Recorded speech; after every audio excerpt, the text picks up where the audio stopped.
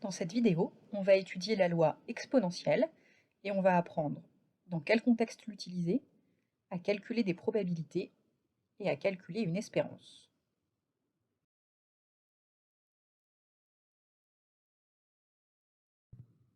La loi exponentielle modélise la durée de vie d'un phénomène sans mémoire ou sans vieillissement.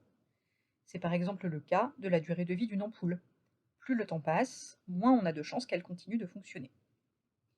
La fonction densité est décroissante et dépend d'un paramètre lambda. Elle vaut f de t égale lambda exponentielle moins lambda t.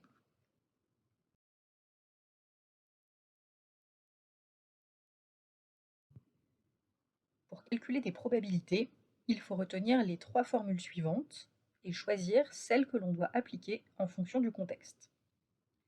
Par exemple, si on s'intéresse à un composant électrique et qu'on modélise sa durée de vie en jours par la variable aléatoire grand X qui suit une loi exponentielle de paramètre 0,05, calculons les probabilités que la durée de vie soit entre 10 et 15 jours, inférieure à 5 jours et supérieure à 100 jours. Dans le premier cas, on traduit l'énoncé et on applique la formule avec les deux bornes. On remplace A, B et lambda et on obtient 0,134.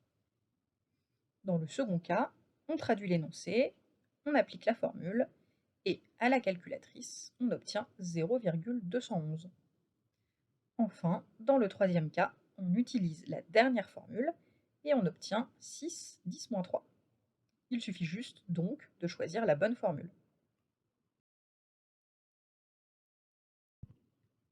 L'espérance, que l'on peut assimiler à la moyenne d'une variable aléatoire suivant une loi exponentielle de paramètre lambda, est 1 sur lambda.